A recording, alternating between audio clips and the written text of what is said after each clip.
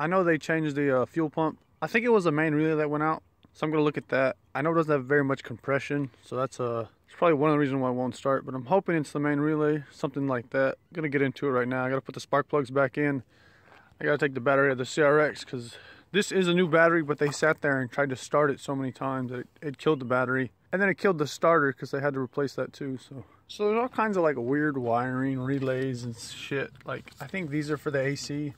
She was trying to tell me it's to bypass the computer, but I mean it goes to the fan and it goes to the AC condenser. So I don't know about that. I mean these people were, I guess they tried everything, but they had no clue what they were doing. Here's an example. See this black wire to ground? It goes from here, then it comes back, and then just goes right to there.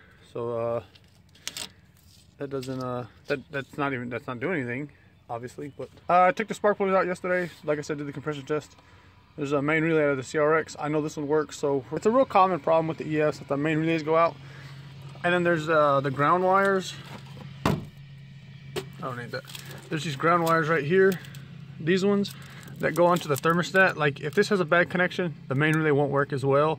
CRX one. The main relays on the EF wagons are like right here. Usually someone will have to replace them and they'll take them apart, but this one hasn't been taken apart. So there's like this 10 mil Phillips like right there, and you gotta take a bunch of shit. It's pretty self-explanatory, except for it's like right behind there's like one 10 millimeter bolt, probably the original main relay. So just plug this one in, and then I don't know. I don't think it's gonna work, but might as well try it, and then we'll go into town and return the trailer and get some shade tree mechanic stuff. Try to add a little compression to this bitch. The fuel filter has this little plug on top. Just took it out.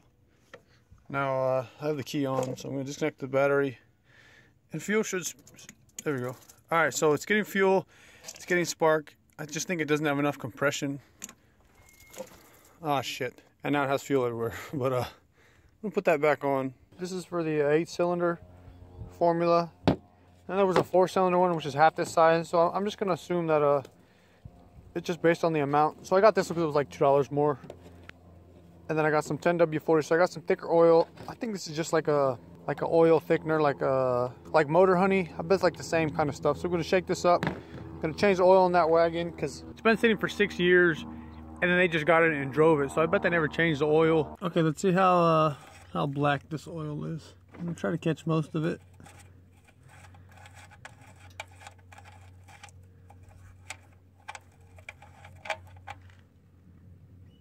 Oh. Wow, look at that. I wonder why this fucking motor is shit. There's no fucking oil in it. Fucking unbelievable. Not one fucking drop. Are you kidding me? When I first checked it, because the first thing you do when you're looking at a used car, you can check the oil to make sure it doesn't have a head gasket, and there was just a fucking small amount of oil. And then when I cleaned it, stuck it back in, there was no oil, so I figured it was just low. But you should check the oil, and if you check underneath it to make sure it's not like milky, so the head gasket's not blown. But there was just a small line. I figured it was just low, but no. These people never checked the oil. They probably never even changed it. Engine restore and some 10W40 we're gonna put in here and try to make this thing run one last time.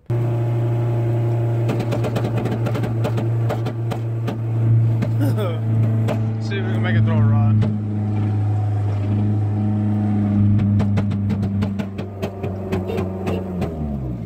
Yeah. That's how important it is just to check your oil, people. So that's the end of this one. But Sick Method's car actually got in an accident, and I think they're gonna total it out. And he's got a good motor in there. So if they total that shit out, I know he's gonna try to buy it back. And this wagon will have a heart. I'm not sure if I'm gonna pull the motor, maybe paint the bay in the meantime. But I gotta work on the CRX, gotta get my fitment sitting right so I can start driving it.